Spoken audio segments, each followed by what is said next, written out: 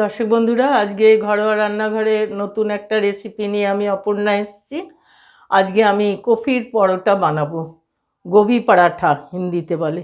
এর জন্য একটা ফুলকপি আমি ধুয়ে নিয়েছি, গরম জলে একটু ধুয়ে একটু টিস্যু পেপার দিয়ে জলটা পুরো সোক করে নিয়েছি। এবার এটাকে সুন্দর করে গ্রেট করতে হবে, এর ফুলগুলোকে কেটে নিতে হবে।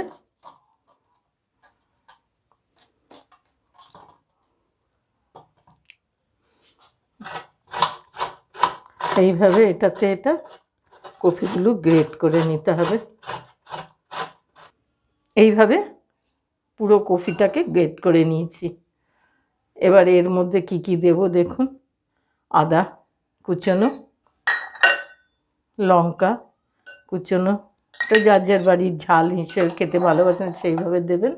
এবার দেব ধনে গুঁড়ো 1 টিস্পুন, জিরে গুঁড়ো, একটু কাশ্মীরি লঙ্কার গুঁড়ো রঙের জন্য, আবার 1 টিস্পুন সবজি গুঁড়ো, সব মিক্স আর কি, সবজি গুঁড়োটা নানা রকম মশলা মিশিয়ে এটা বানানো। আর এবারে যাবে গরম মশলা। এইসব মশলা দেওয়া হয়ে গেল। এবার লাস্টে দেব ধনে পাতা। এবারে সবগুলোকে মিক্স করে একটু সাঁতলে নেব, যে সেদ্ধ করতে হবে তা না, এর জলীয় ভাবটা কাটানোর জন্যে। 1 টিস্পুন লবণ দিলাম, বেশি দেবো না কেননা আটাতে ময়দার মধ্যে যাবে। 1/2 টিস্পুন দিলাম চিনি, আর 1 টিস্পুন হলুদ। সব মশলা দেওয়া হয়ে গেলে এবার ভালো করে মিশিয়ে সাঁতলে নিতে হবে। আমি কড়াইতে অল্প একটু তেল দিলাম, বেশি দেওয়া যাবে না। তেলটা গরম হতে হতে এটাকে পুরো মিশিয়ে নিলাম, সব মশলা কফির সাথে মিশে গেল। এবার এটাকে দিয়ে দেব।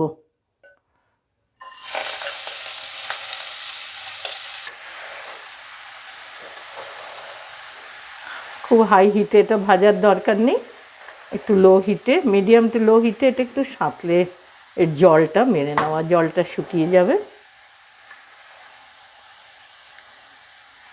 কফিটাকে সাঁতলানো হয়ে গেছে, এর জলটা সম্পূর্ণ শুকিয়ে গেছে, ঝুরঝুরো হয়ে এটা পড়ছে। এটা থাক। এবারে আটা মাখাটা দেখাচ্ছি। দর্শক বন্ধুরা, আমি কফি পরোটাটা সম্পূর্ণ আটা দিয়েই করব। হ্যাঁ, এই আটার মধ্যে এবারে প্রথমে আমি একটু লবণ দেব, একটু চিনি দেব, 1 টেবিল স্পুন তেল দিলাম। এবার জল দিয়ে এটাকে মাখতে হবে। আটাটা এরকম নরম একটা ডো তৈরি করে নিতে হবে। মশলা কী কী দিয়েছি ইনগ্রিডিয়েন্টস আপনারা জানেন।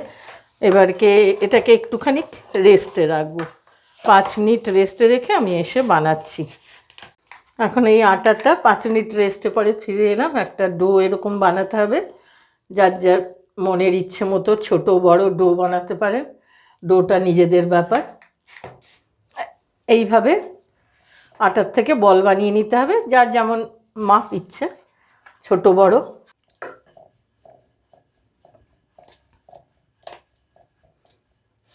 আমি এই পুরটা ভরার জন্যে এইভাবে একটু বেলে নিলাম।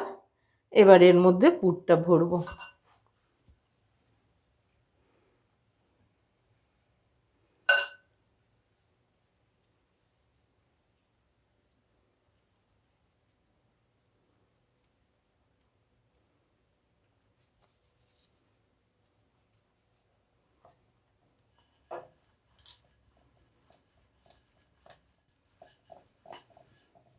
এই পরোটাগুলো একটু ভারী হয়, বেশি পাতলা করা যাবে না, স্টাফিংটা যাতে ঠিক থাকে সেই মতো একটু ভারী রাখলেই ভালো হয়।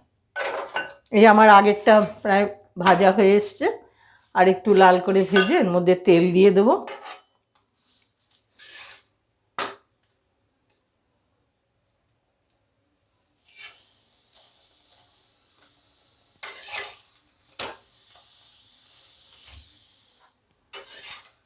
আমার এটা ভাজা হয়ে গেলে তুলে দিলাম। আর একটা দিয়ে দিলাম ভাজতে।